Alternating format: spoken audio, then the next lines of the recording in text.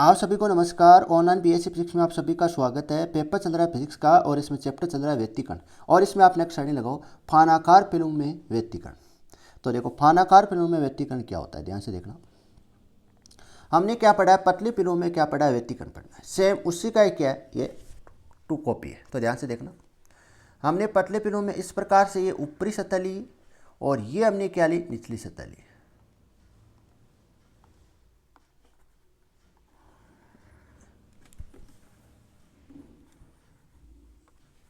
हमने इस प्रकार से दो सतह ली, ये तो ऊपरी सतह ली और इस प्रकार से क्या ली, ये निचली सतह ली। इस प्रकार से ली पतली फिल्म में व्यतिकरण। ध्यान से देखना, फिर मैंने क्या किया, अब इस ऊपरी वाली जो सतह इसको मैं इस प्रकार से बना दूँ। इस प्रकार से देखो, इस प्रकार से कर दूँ, यहाँ पर घुमा के और इस पॉइंट पर जोड़ दूँ,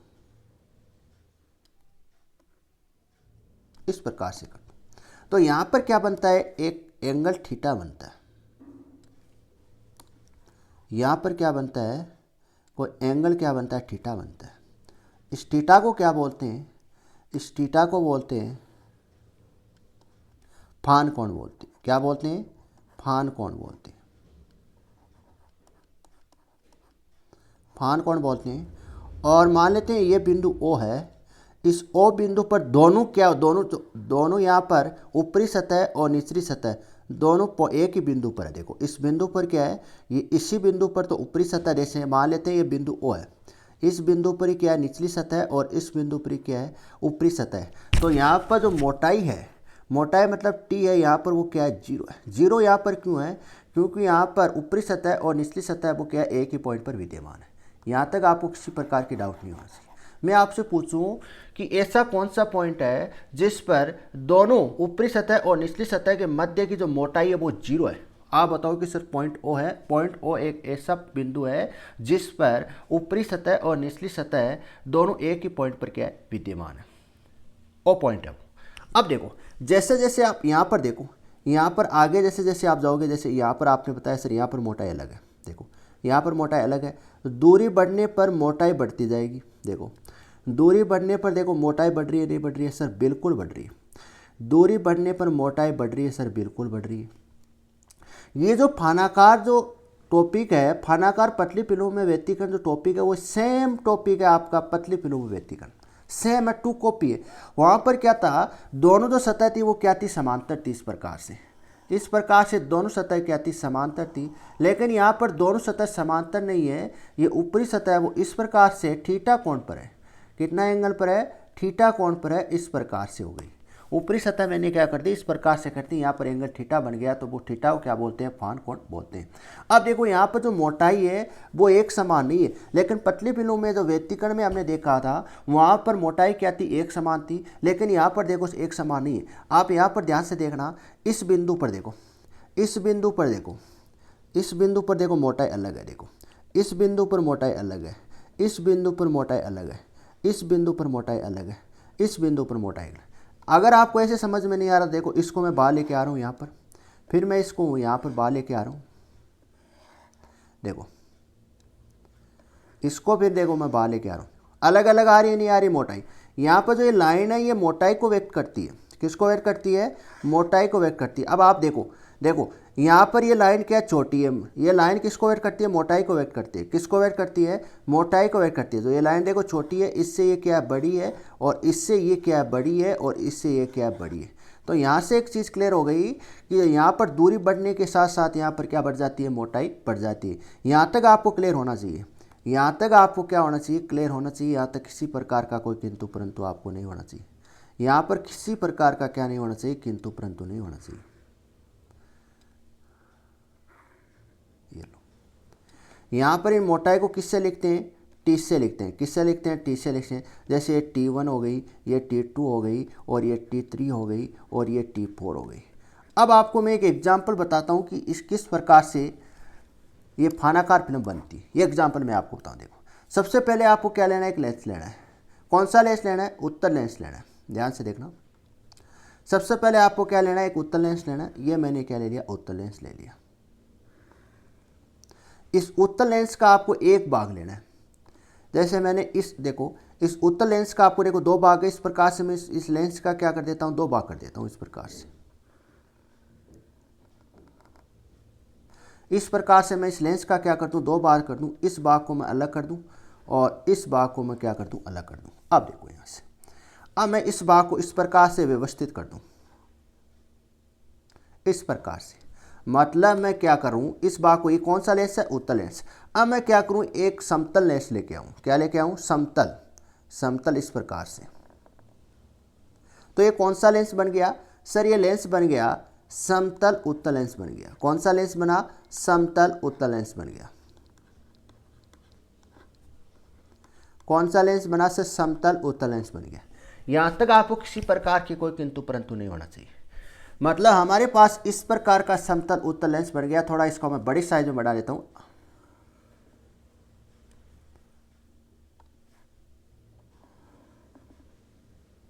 इस प्रकार का, इस प्रकार का बन गया। अब देखो, इस समतल उत्तल लेंस को मैं कहां रख दूं, एक कांच की प्लेट पर रख दूं। कहां पर रख दूं, कांच की प्लेट पर रख दूं।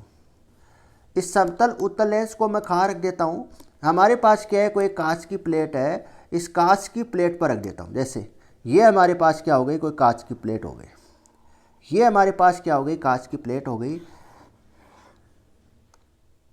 इस कांच की प्लेट पर इसको, लेंस को मैं रख देता हूं।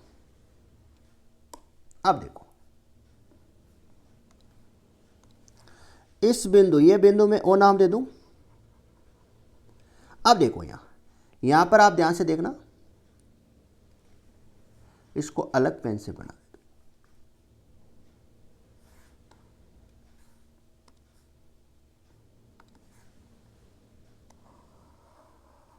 ये कांच की प्लेट है और इस कांच की प्लेट को मैं इस समतल उत्तल लेंस को रख देता हूं। अब ध्यान से देखना,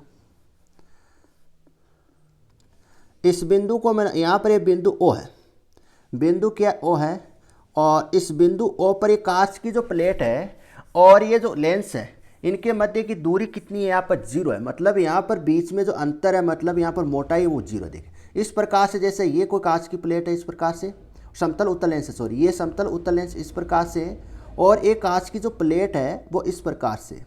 तो यहाँ पर देखो, यहाँ पर जो मोटाई है वो यहाँ पर जीरो नहीं है, यहाँ पर मोटाई जीरो नहीं है। अगर मैं इस प्रकार से बना दूँ, अगर मैं क्या बना दूँ, इस प्रकार से बना दूँ, तो सर यहाँ पर मोटाई कितनी है, सर यहाँ पर इस पॉइंट पर मोटाई कितनी हो जाएगी, टी बराबर जीरो हो जाएगी।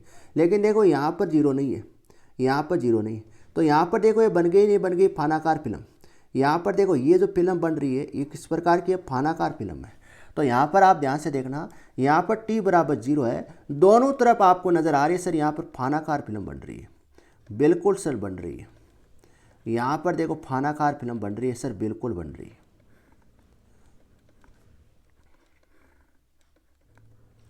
बन रही है, दोनों तरफ बन रही है।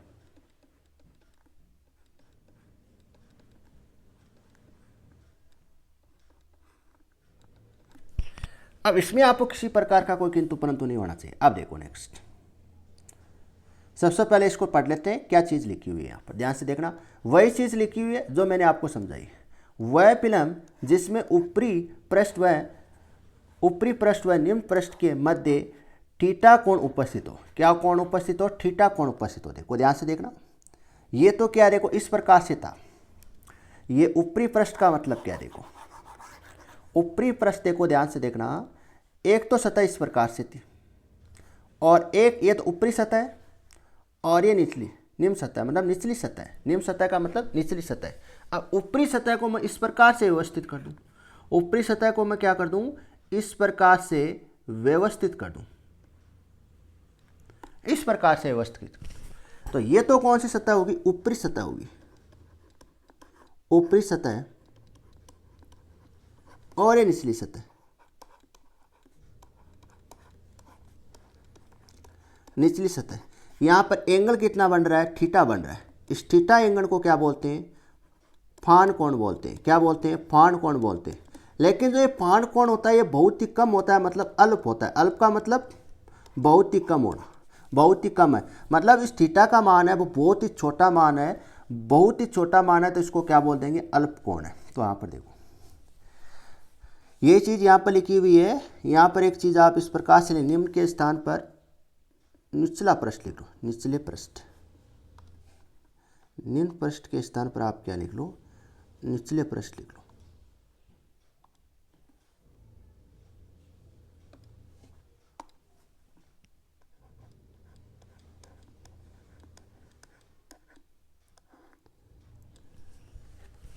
निचले पृष्ठ की मध्य। अब ध्यान से देखना, मध्य कोण कितना उपस्थित, थीटा है, अर्थात दोनों पृष्ठ एक दूसरे के समांतर उपस्थित नहीं है। दोनों जो पृष्ठ है वो क्या नहीं है, एक दूसरे के समांतर उपस्थित नहीं है। फानाकार फिल्म कहलाती है। क्या कहलाती है, फानाकार फिल्म कहलाती है। ध्यान से देखना, ये पहले देखो इस प्रकार से थी, देखो दोनों समांतर नहीं है। यहाँ पर ये तो ऊपरी पृष्ठ है और ये निचली पृष्ठ है, दोनों क्या नहीं है, समांतर नहीं है। दोनों क्या नहीं है, समांतर नहीं है। थीटा कोण पर उपस्थित है दोनों पृष्ठ के मध्य उपस्थित कोण को क्या क्या कहलाता है, फान कोण कहलाता है। और पृष्ठों के मध्य उपस्थित कोण क्या कहलाता है, फान कोण कहलाता है, जिससे थीटा से क्या करते हैं, निरूपित करते हैं। जिससे किससे निरूपित करते हैं, थीटा से निरूपित करते हैं। आगे देखो, वह फिल्म जिसके एक सिरे पर फिल्म की मोटाई लगभग शून्य, कौन से पॉइंट पर शून्य, ये आप सभी जानते हो। मतलब फिल्म की एक ऐसा सिरा है जिस पर फिल्म की जो मोटाई है वो क्या है, शून्य है, ये आप सभी जानते हो। और दूरी बढ़ने के साथ साथ, क्या बढ़ने के साथ साथ, दूरी बढ़ने के साथ साथ फिल्म की मोटाई बढ़े। दूरी बढ़ने के साथ साथ क्या बढ़े, फिल्म की मोटाई बढ़े, क्या कहलाती है, फानाकार फिल्म कहलाती है। क्या कहलाती है, फानाकार फिल्म कहलाती है। पुनः ध्यान से देखना, वह फिल्म जिसके एक सिरे पर क्या हो, फिल्म की जो मोटाई है वो क्या हो, लगभग शून्य हो, और दूरी बढ़ने के साथ साथ फिल्म की जो चौड़ाई है, चौड़ाई की मतलब मोटाई, चौड़ाई यहाँ पर मोटाई बोल दो या चौड़ाई बोल दो, एक ही चीज़ है, का मान बढ़े। मतलब दूरी बढ़ने के साथ साथ क्या बढ़े, चौड़ाई बढ़े, और इसको क्या बोलते हैं, फानाकार फिल्म बोलते हैं। तो ये आपको डायग्राम बनाना, इस डायग्राम को आपको बनाना, ये डायग्राम आपको ये बनाना, सॉरी ये डायग्राम बनाना। सबसे पहले आपको ये डायग्राम बनाना है, इसके बाद आपको ये डायग्राम बनाना है। दोनों डायग्राम एक्सप्लेन है, दोनों डायग्राम एक्सप्लेन है, इसमें किसी प्रकार का कोई किंतु परंतु नहीं होना चाहिए। अब ये डायग्राम वही डायग्राम है जो आपने पतले फिल्मों में बनाया था, इसको एक बार पुनः बना देते। सबसे पहले आप ये डायग्राम बनाओ, ये दोनों डायग्राम बनाओ आप। सबसे पहले आप ये डायग्राम बनाओ, फिर आप ये डायग्राम बनाओ, ये दोनों डायग्राम आपको बनानी है। इसके बाद आपको ये बनानी। अब देखो ध्यान से, इसको समझते हैं। सेम जो कैलकुलेशन रहने वाली है इसकी फानाकार फिल्म की, सेम पतली फिल्मों में रहने वाली है। वहां पर जो आर था, आर के स्थान पर हम क्या लिख देंगे, आर के स्थान पर क्या लिख देंगे, आर प्लस थीटा लिख देंगे। क्या लिख देंगे, आर प्लस थीटा लिख देंगे। आर के स्थान पर हम क्या लिख देंगे, आर प्लस थीटा लिख देंगे। ध्यान से देखना,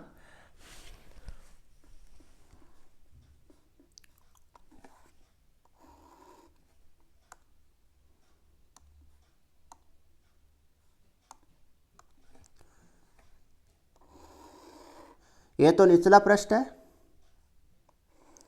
और ये क्या, उपला पृष्ठ है। इस उपले पृष्ठ को मैं इस प्रकार से क्या कर दूं, व्यवस्थित कर दूं, इस प्रकार से। तो ये क्या बन जाएगी, फानाकार फिल्म बन जाएगी। क्या बन जाएगी, फानाकार फिल्म बन जाएगी।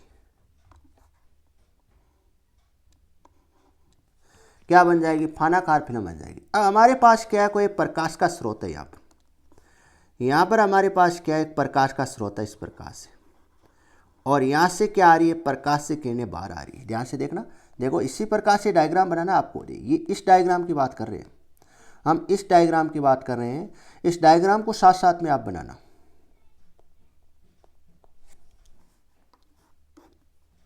यहाँ पर आप बना लो, यहाँ पर क्या है, प्रकाश स्रोत उपस्थित है। क्या है, कोई प्रकाश स्रोत।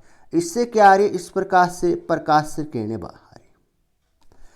तो यहाँ से प्रकाश से किरणें आएगी तो इससे इस पृष्ठ से क्या होगा, कुछ प्रकाश से किरणों का क्या होगा, परावर्तन होगा। कुछ प्रकाश से किरणों का क्या होगा, परावर्तन होगा इस प्रकार से,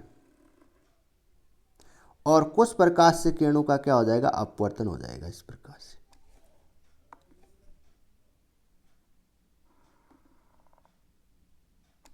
इस प्रकार से क्या होगा, अपवर्तित। मतलब ये तो क्या है, आपतित प्रकाश से किरणें। क्या है, आपतित प्रकाश से किरणें, आपतित प्रकाश से किरण। तो आपतित प्रकाश से किरण का क्या हो रहा है, दो किरण मिल रही है। क्या मिल रही है, दो किरण मिल रही है। यहां पर मैं इसको क्या लिख दूं, R1 लिख दूं। R1 का मतलब होता है परावर्तित प्रकाश से किरणें, परावर्तित प्रकाश से किरणें। और ध्यान से देखना, अब यहां से इस बिंदु से क्या होगा, ये जो अपवर्तित प्रकाश से किरणें, इसका क्या होगा, कुछ भाग का क्या हो जाएगा, परावर्तित प्रकाश से किरण मिलेगी, और कुछ भाग का क्या हो जाएगी, अपवर्तित प्रकाश से किरण मिलेगी यहां से। अब देखो, यहां से दो भाग हो गए इसकी। यहां पर आप ध्यान से देखना, इस बिंदु से जो ये प्रकाश से किरण आई थी, इस प्रकाश से किरण, ये जो प्रकाश की किरण थी, कौन सी प्रकाश की किरण है, अपवर्तित प्रकाश की किरण। इस अपवर्तित प्रकाश की किरण का क्या हो गया, कुछ भाग का परावर्तन हो गया और कुछ भाग का क्या हो गया, अपवर्तन हो गया। तो यहां से आप इस मतलब इसको हम क्या बोलेंगे, T1 बोलेंगे। जो कौन सी प्रकाश की किरण है, पारगमित प्रकाश की किरण है, जो पतली फिल्मों में हम पढ़ चुके हैं। अब देखो, आपके पास दो प्रकाश की किरण मिल गई। एक तो कौन सी मिल गई, परावर्तित प्रकाश की किरण मिल गई। एक कौन सी मिल गई आपको, अब पारगमित प्रकाश की किरण मिल गई। दो प्रकाश की किरण आपको मिल गई। तो इसके परावर्तित प्रकाश से किरण के कारण हम क्या निकालेंगे, परावर्तित प्रकाश से किरण के कारण हम क्या निकालेंगे, व्यतिकरण निकालेंगे, और व्यतिकरण की घटना देखने वाले। और पारगमित प्रकाश से किरण के कारण हम क्या देखने वाले हैं, व्यतिकरण की घटना देखने वाले। तो सबसे पहले आप क्या बनाओ, डायग्राम बनाओ।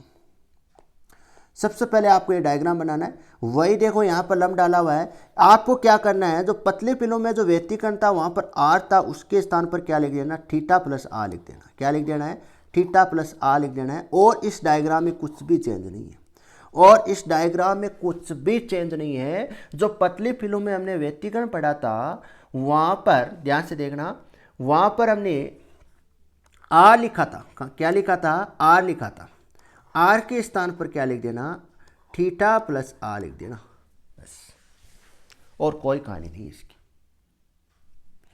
सेम कैलकुलेशन है, कुछ भी नहीं है, सेम कैलकुलेशन। केवल आपका क्या होगा, रिवीजन होगा।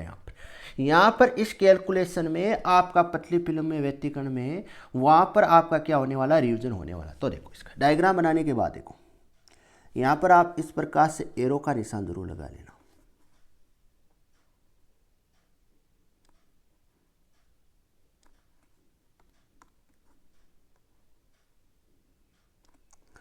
जो एरो को निशान जरूर लगा लेना।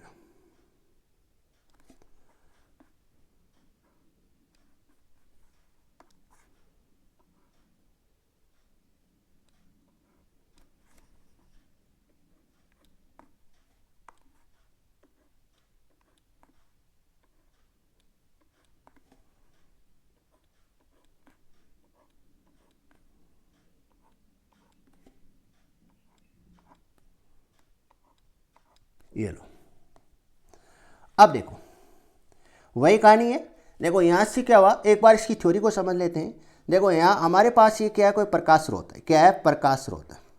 प्रकाश स्रोत से क्या उत्सर्जित हो रही है, प्रकाश से किरणें उत्सर्जित हो रही है।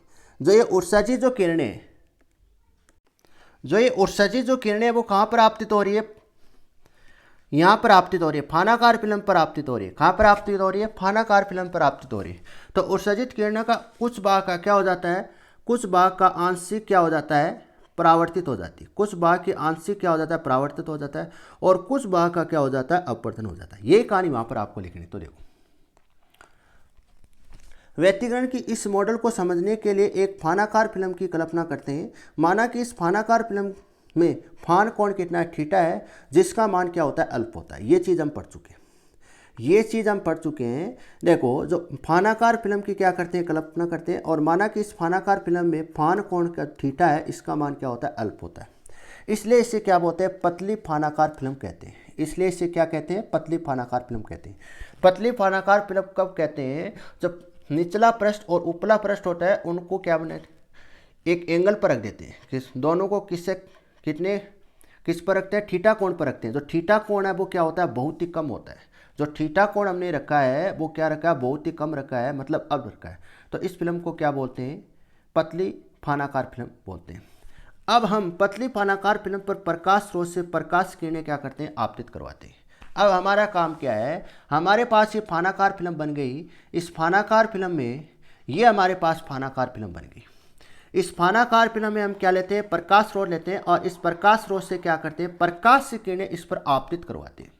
तो देखो प्रकाश की किरणें आपतित करवाते हैं तो आप सभी जानते हो यहाँ पर कुछ भाग का क्या हो जाएगा, अब परावर्तित हो जाएगी प्रकाश की किरणें और कुछ भाग की क्या हो जाएगी, अपवर्तित हो जाएगी। तो यहाँ पर ये चीज़ यहाँ पर लिखी हुई है। तो आयाम विभाजन विधि की अवधारणा के अनुसार आपतित प्रकाश की किरणों का कुछ भाग का आंशिक परावर्तन हो जाता है तथा कुछ भाग का आंशिक अपवर्तन हो जाता है। कुछ भाग का क्या हो जाता है, आंशिक अपवर्तन हो जाता है, जिसके कारण हमें फानाकार फिल्म में परावर्तित प्रकाश की किरणें और पारगमित प्रकाश की किरणें प्राप्त होती है। मतलब एक ही प्रकाश स्रोत से कितनी किरणें प्राप्त हो गई, दो प्रकाश की किरणें प्राप्त हो गई। दो प्रकाश की किरणें प्राप्त हो गई तो इसको क्या बोलते हैं, कला संबंध प्रकाश स्रोत प्राप्त हो सकता है यहाँ से। तो देखो पहला पॉइंट लगाओ, परावर्तित प्रकाश की किरणें। परावर्तित प्रकाश की किरणें फानाकार फिल्म की ऊपरी पृष्ठ से परावर्तित प्रकाश की किरणें कहाँ पर प्राप्त होती है, फानाकार होती है फिल्म, उसके ऊपरी पृष्ठ से हमें क्या प्राप्त होती है, परावर्तित प्रकाश की किरणें प्राप्त होती है। और पारगमित जो प्रकाश की किरणें है वो कहाँ पर प्राप्त होती है, फानाकार फिल्म के जो निचला जो सतह होती है, निचली सतह होती है वहाँ पर प्राप्त होती है। तो फानाकार फिल्म की ऊपरी पृष्ठ से परावर्तित प्रकाश की किरणें प्राप्त होती है जिन्हें R1 R2 से प्रदर्शित किया जाता है। अतः परावर्तित प्रकाश की किरणों के मध्य पदांतर हम देखते हैं। तो ये वही पदांतर लिखेंगे जो हमने कहाँ पर पढ़ा था, पतली फिल्मों में पढ़ा था। पतली फिल्मों में व्यतिकरण पढ़ा था, सेम कैलकुलेशन है। यहाँ पर आपको वापस इस प्रकार से नहीं बताया जाएगा P1 C1 P2 और P1 C1 P2 को किस प्रकार से लिखा जाता है। यहाँ पर हम माध्यम कौन सा ले रहे हैं, वायु ले रहे हैं, तो वायु के लिए अपवर्तनांक कितना होता है, 1 होता है। ये आप सभी जानते हो, ये आप सभी जानते हो। समीकरण नंबर 1 आप जैसी है उसी प्रकार की है। यहाँ पर समीकरण नंबर जो पतली फिल्मों में हमने पढ़ा था उसी प्रकार का है। यहाँ पर आपको किसी प्रकार का कोई किंतु परंतु नहीं होना। अब देखो समीकरण एक गणितीय, देखो समीकरण 1 की गणितीय गणना पतली फिल्मों के व्यतिकरण की अवधारणा के आधारित है जिसका मान निम्न है। ये है गणितीय जो गणना है वो पतली फिल्मों में व्यतिकरण पर क्या आधारित है। इसका जो हल है वो कहाँ पर है, पतली फिल्मों में व्यतिकरण में हमने पढ़ लिया था। अब दोबारा इसको निकालने की जरूरत नहीं है। यहाँ पर आप लिखोगे sir P1 C1 plus C1 P2, इनका मान निकालोगे, फिर इसका मान निकालोगे, फिर P1 एक का मान निकालोगे, फिर यहाँ पर रखोगे। ये यहाँ पर करने की जरूरत नहीं है। इसका मान हम कहाँ निकाल चुके हैं, पतले फिल्मों में व्यतिकरण में निकाल चुके हैं। तो मैं इसका मान डायरेक्ट लिख दूँ, यहाँ पर हम डायरेक्ट लिखेंगे। यहाँ पर हम मान क्या लिखने वाले हैं, डायरेक्ट लिखने वाले हैं। यहाँ पर केवल इतना ही चेंज हुआ है, यहाँ पर R था, R के स्थान पर क्या लिख दिया, थीटा प्लस R लिख दिया। केवल इतना ही चेंज होगा। पतली फिल्मों में हमने जो कैलकुलेशन निकाली थी उस कैलकुलेशन में यहाँ पर क्या था, यहाँ पर सर यहाँ पर था थीटा, क्या था, थीटा था। अब आपको यहाँ पर थीटा नहीं लिखना है, यहाँ पर आपको क्या लिखना है, थीटा प्लस R लिखना है। क्या लिखना है, थीटा प्लस R। सॉरी यहाँ पर थीटा नहीं था, R था, यहाँ पर R था। इसी प्रकार का आपका था, पतले फिल्मों में इसी प्रकार से था। तो यहाँ पर आपको क्या लिखना है, थीटा प्लस R लिखना है। तो देखो वही कहानी है। स्टोव वैज्ञानिक के अनुसार परावर्तित प्रकाश की किरणों के मध्य अतिरिक्त पदांतर λ/2 उपस्थित होता है। अतः परावर्तित प्रकाश की किरणों के मध्य प्रभावी पदांतर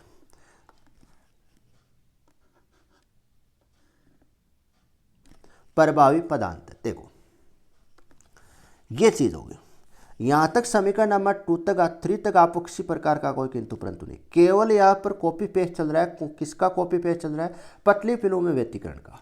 पतली फिल्मों में व्यतिकरण का क्या चल रहा है, कॉपी पेस्ट चल रहा है।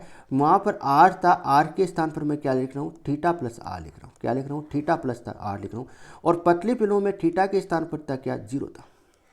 थीटा के स्थान पर क्या था, 0 था। ये आपको ध्यान में रखना। देखो संपोषी व्यतिकरण के लिए, संपोषी व्यतिकरण के लिए इसमें पॉइंट नंबर फर्स्ट लगाओ, परावर्तित प्रकाश की किरणों के मध्य हमारे पदांतर आ गया। समीकरण नंबर 3 किसको व्यक्त करती है, परावर्तित प्रकाश की किरणों के मध्य पदांतर को व्यक्त करती है। अब देखो, अब हम इसमें पॉइंट नंबर फर्स्ट लगाओ, ए संपोषी व्यतिकरण के लिए तो संपोषी व्यतिकरण में जो किसका निर्माण होता है, चमकीली फ्रिंज का निर्माण होता है। किसका निर्माण होता है, चमकीली फ्रिंज का निर्माण होता है। संपोषी व्यतिकरण में चमकीली फ्रिंज का क्या होता है, निर्माण होता है, जिसके लिए पदांतर का मान निम्न होता है, आप सभी जानते हो।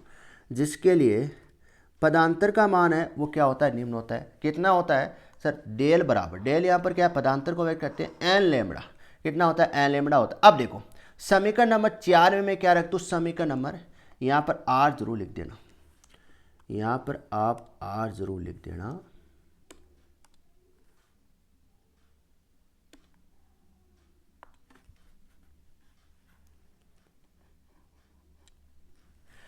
आर का मतलब परावर्तित प्रकाश से किरण। अब देखो समीकरण नंबर 4 में मैं क्या रख दूं, समीकरण 3 का मान रख दूं। डेल आर के स्थान पर ये डेल आर का मान आपको कहाँ मिलेगा, समीकरण नंबर 3 में मिलेगा।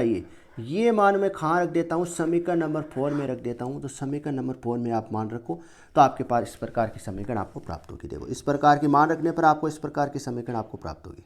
अब देखो ये किसकी है, इधर माइनस का, इधर आके किसका हो जाएगा सर, प्लस का हो जाएगा। किसका हो जाएगा, प्लस का हो जाएगा। आगे ध्यान से देखना। अब देखो एलसीएम ले रहा हूँ, क्या ले रहा हूँ, एलसीएम ले रहा हूँ। तो एलसीएम लेने पर आपको इस प्रकार की आपको टर्म मिलेगी। ध्यान से देखना, यहाँ पर ये टर्म इधर आएगी लेमड़ा अपॉन 2, और यहाँ पर देखो एलसीएम लेने पर यहाँ पर क्या मिल रहा है, 2n लेमड़ा प्लस लेमड़ा मिल रहा है। अब यहाँ से मैं क्या कॉमन बाहर ले लूँ सर, लेमड़ा बाहर कॉमन ले लूँ। क्या ले लूँ, लेमड़ा बाहर क्यों कॉमन लूँगा तो 2n + 1 बच जाएगा, यहाँ पर लेमड़ा अपॉन 2 बन जाएगा। क्या बन जाएगा, लेमड़ा अपॉन 2 बन जाएगा। देखो यहाँ तक कहानी आ गई। अगर मैं कौन सी फ्रिंज की बात करूँ, एनवी फ्रिंज की बात करूँ, कौन सी फ्रिंज की बात करूँ, बहुत सारी फ्रिंज बन रही है यहाँ पर, अलग अलग मोटाई होने के कारण क्या बन रही है, बहुत सारी फ्रिंज यहाँ पर बन रही है। तो एनवी फ्रिंज की बात करते हैं, मतलब एनवी फ्रिंज का मतलब एन मोटाई की फ्रिंज की बात करते हैं। तो यहाँ पर जो टी है, टी के स्थान पर क्या लिख देंगे, टी एन लिख देंगे, टी एन लिखे, और कोई परिवर्तन इसमें समीकरण में आपको नहीं करना है। तो ये समीकरण क्या कहलाता है, ये चमकीली फ्रिंज का क्या प्रतिबिंब कहलाता है। ये जो क्या कहलाता है, चमकीली फ्रिंज का क्या कहलाता है, प्रतिबिंब। पॉइंट नंबर बी लगाओ। विनाशी व्यतिकरण के लिए, विनाशी व्यतिकरण में कौन सी फ्रिंज बनती है, काली फ्रिंज बनती है। कौन सी फ्रिंज बनती है, काली फ्रिंज का क्या होता है, निर्माण होता है, जिसके लिए पदांतर का मान क्या होता है, निम्न होता है।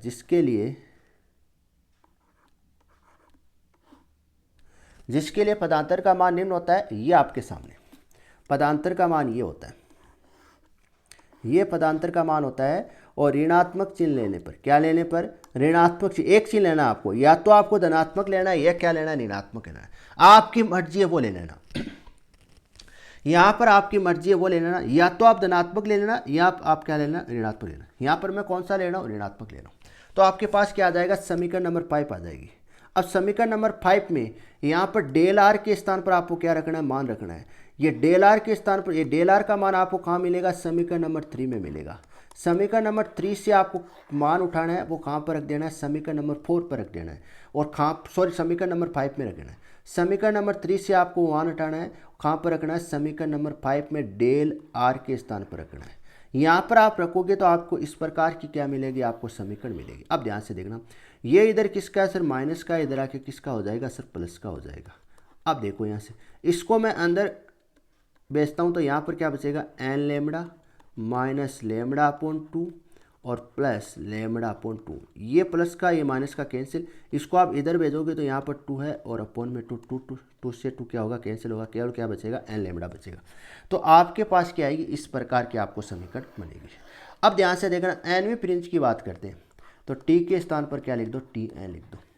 तो आपके पास ये आपको समीकरण प्राप्त होगी। ये समीकरण क्या कहलाती है, काली फ्रिंज का प्रतिबिंब कहलाता है। क्या कहलाता है, काली फ्रिंज का प्रतिबिंब। इसी प्रकार से पॉइंट नंबर 2 लगाओ, पारगमित प्रकाशीय किरणों में व्यतिकरण। पॉइंट नंबर 2 लगा लो, पारगमित प्रकाशीय किरण के किरणों में व्यतिकरण। सेम उसी प्रकार की कैलकुलेशन चल रही है जिस प्रकार की हमने पढ़ा था पतली फिल्मों में व्यतिकरण। पतली फिल्मों में हमने व्यतिकरण पढ़ा था, उसी प्रकार से फानाकार फिल्मों में व्यतिकरण की कैलकुलेशन कर रहे हैं। देखो फानाकार फिल्म से स्पष्ट है कि ऊपरी सतह से परावर्तित प्रकाश से किरणें प्राप्त होती है तथा निचले सतह से पारगमित प्रकाश से किरणें प्राप्त होती है। पारगमित, देखो यहाँ पर कई जगह पर आपको सतह मिल रहा है, कई जगह पर आपको क्या मिल रही है, सतह मिल रही है, कई जगह पर पृष्ठ मिल रही है, दोनों एक ही चीज़ है। यहाँ पर कंफ्यूज होने की जरूरत नहीं है, या तो आप सतह लिख दो या क्या लिख दो, पृष्ठ लिख दो, दोनों शब्द एक ही है। सदस्य पारगमित प्रकाश से किरणें प्राप्त होती है। पारगमित प्रकाश से किरणों को किससे प्रदर्शित करते हैं? टी से प्रदर्शित करते हैं। अगर एक किरण है तो T1, अगर दो किरण है तो T2, अगर तीन किरण है तो T3, अगर चार किरण आपके पास है तो T4, डैश डैश आगे तक चलती जाएगी। तो अतः पारगमित प्रकाश से किरणों के मध्य पदांतर, ये चीज़ हम पढ़ चुके हैं, ये पदांतर हम चीज़ पढ़ चुके हैं। तो इसमें पॉइंट नंबर लगाओ फर्स्ट, पॉइंट नंबर ए लगा, फर्स्ट लगाओ पॉइंट नंबर ए, आप बी ए लगा लो यहाँ पर आप क्या लगा लो? ए पॉइंट लगाओ।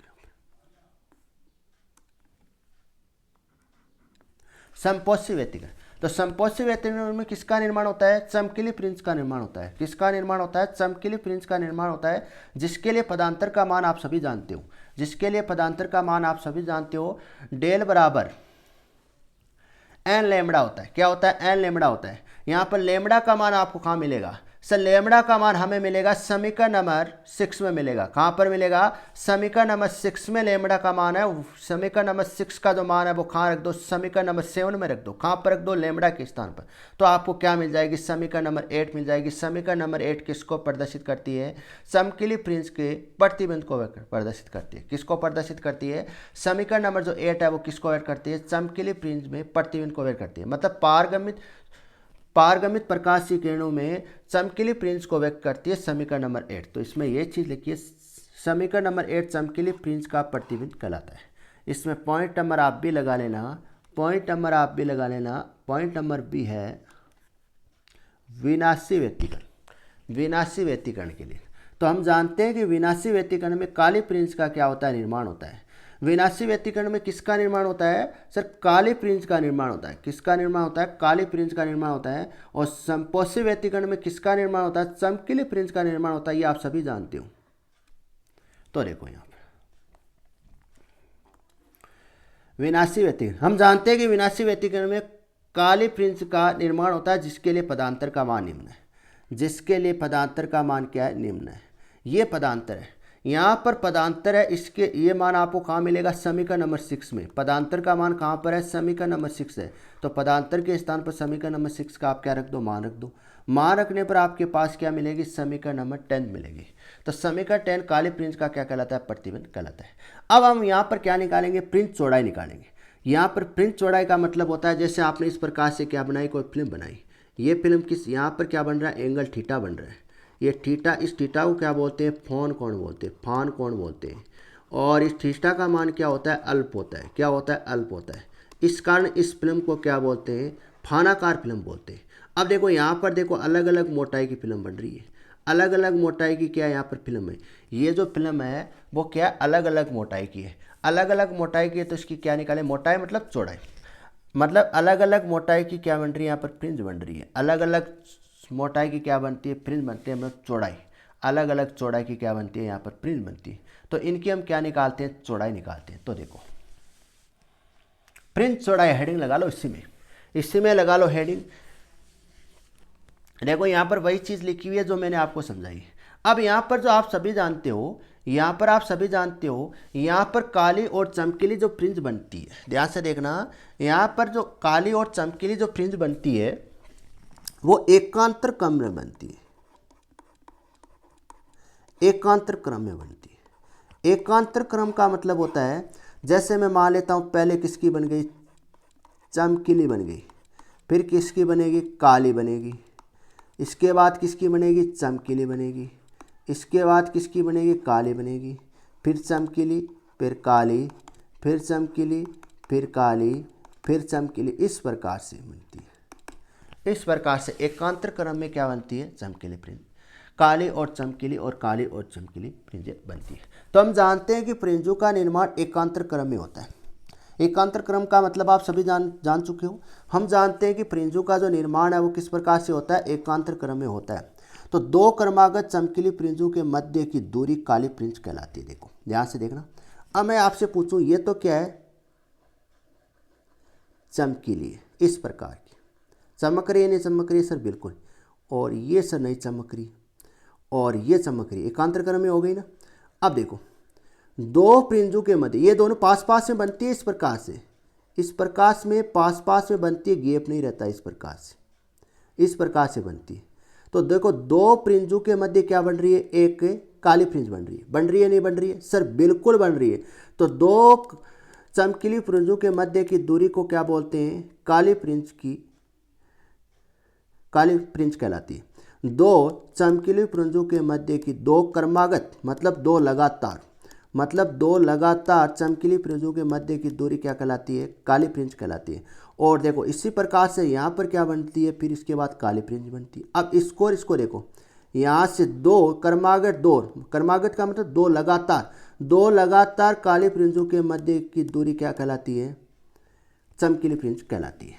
तो यहाँ तक आपको किसी प्रकार का कोई दिक्कत नहीं होती। तो इसमें ये चीज़ यहाँ पर लिखी हुई है। हम जानते हैं कि फ्रिंजों का निर्माण एकांतर क्रम में होता है और दो क्रमागत चमकीली फ्रिंजों के मध्य की दूरी काली फ्रिंज कहलाती है, अर्थात दो क्रमागत काली फ्रिंजों के मध्य की दूरी चमकीली फ्रिंज कहलाती है। देखो इस प्रकार से ध्यान से देखना, इस प्रकार से ये तो क्या हो गई? चमकीली हो गई। क्या हो गई? और सर ये क्या हो गई? काली हो गई। इस प्रकार से ये क्या हो गई? चमकीली हो गई। ये क्या हो गई? चमकीली हो गई।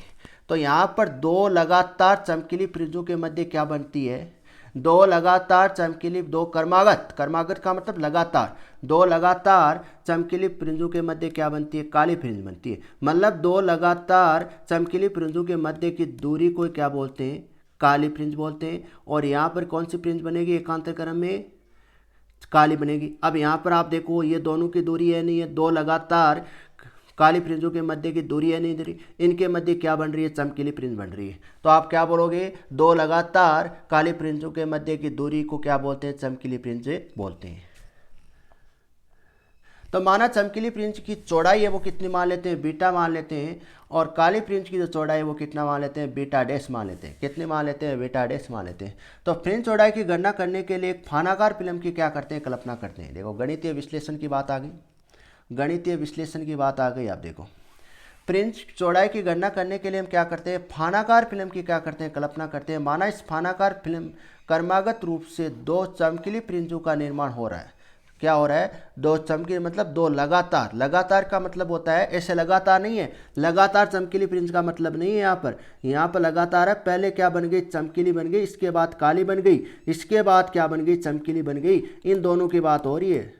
दो क्रमागत मतलब दो लगातार फ्रिंज, चमकीली फ्रिंज का निर्माण हो रहा है। तो इनके लिए फिल्म की चौड़ाई Tn और Tn-1 है। ये दोनों दो बन रही है। तो दोनों के लिए मैंने फिल्म की जो चौड़ाई है वो इस प्रकार से दर्शा दी। यहाँ पर दो की बात हो रही है। कितनी? दो चमकीली फ्रिंज की बात हो रही है सर? बिल्कुल बात हो रही है। यहाँ पर पहली चमकीली फ्रिंज की चौड़ाई कितनी मान लेते हैं? Tn मान लेते हैं। कितनी मान लेते हैं? Tn मान लेते हैं। और दूसरी जो चमकीली फ्रिंज है उसको क्या मान लेते हैं? Tn-1 मान लेते हैं। क्या मान लेते हैं? देखो यहाँ पर क्या बन रही है सर? चमकीली फ्रिंज बन रही है। और यहाँ पर भी क्या बन रही है? चमकीली फ्रिंज बन रही है। इसको मैंने क्या बोल दिया? Tn-1 और इसको क्या बोल दिया? Tn बोल दिया। तो यहाँ तक आपको दिक्कत नहीं होनी। अब देखो यहाँ से इस बिंदु O से ये कितनी होगी दूरी? N-1 और ये यहाँ से जीरो बिंदु A से तो दूरी होगी वो कितनी होगी? xn। क्या होगी? xn। यहाँ पर ये जो दूरी है वो किससे लिखी है मैंने? xn-1 से लिखी है। और यहाँ से इस दूरी को मैंने किससे लिखी है? xn से लिखी। यहाँ तक आपको किसी प्रकार का कोई दिक्कत नहीं। अब यहाँ पर आपको नजर आ रहे दो त्रिभुज बन रहे। एक तो त्रिभुज देखो ये बन रहा है सर, बन रहा है। फिर देखो सर एक त्रिभुज ये बन रहा है, बिल्कुल बन रहा है। यहाँ पर दो त्रिभुज बन रहे। कितने त्रिभुज बन रहे? दो त्रिभुज बन रहे।